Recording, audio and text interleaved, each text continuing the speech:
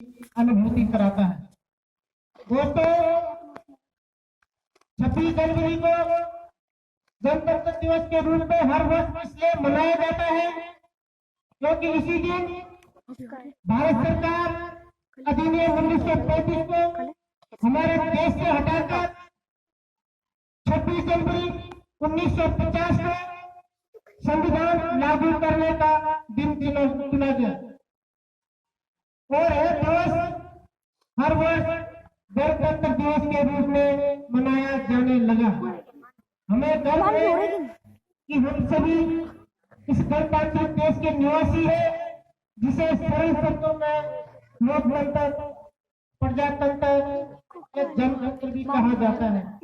यानी कि भारत देश में हुकूमत की भागदौड़ केवल उसी के हाथ में सौंपी जाती है जिसे चुनने का अधिकार प्रजा के पास होता है।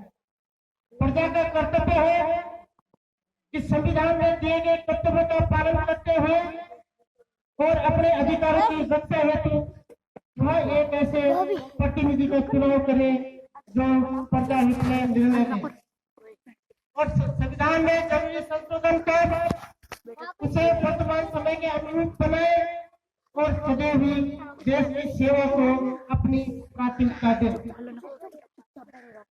हमारे देश में गणतंत्र दिवस समारोह को बड़ी ही धूमधाम से पूरे देशवासियों द्वारा बिना किसी भेदभाव के हर वर्ष मनाया जाता है। आयोजन समारोह में हर वर्ष मुख्य अतिथि को भी आमंत्रित किया जाता है। गणतंत्र दिवस के अवसर पर प्रधानमंत्री, राष्ट्रपति, देश के सभी नागरिक दिल्ली के इंडिया गेट में हो रहे आयोजन समारोह को देखने हेतु शामिल होते हैं।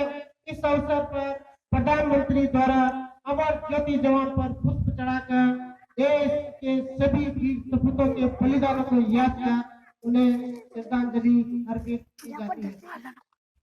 जिसके बाद राष्ट्रपति द्वारा तिरंगे को फहराया जाता है और समारोह की शुरुआत की जाती है, जिसमें देश की तीनों सेनाएं परेड में भाग लेती है और पूरे जोश के साथ सेना की वीरता का प्रदर्शन करती है।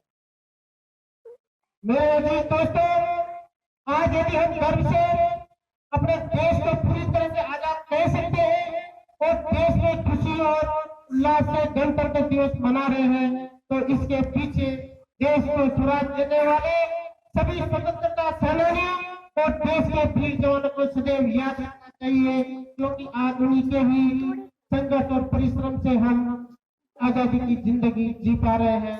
यदि हम भी अपने वीर सेनानी की तरह देश के प्रति समर्पित होकर और देश में एकता को बनाए रखें और उनकी वीर गाथा से प्रेरित होकर देश के प्रति अपने कर्तव्य के समझेंगे, तभी हर बार हमें गणतंत्र दिवस मनाना जो और नवीनता का एहसास करा पाएगा।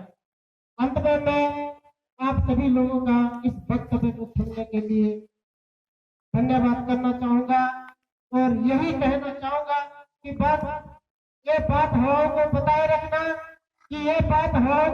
रखना, रोशनी होगी चिरागों को जलाए रखना, लहू देकर जिसकी हिफाजत हमने की, ऐसे तिरंगे को सदा अपने दिल में बसाए रखना। जय हिंद, जय भारत, जय संविधान।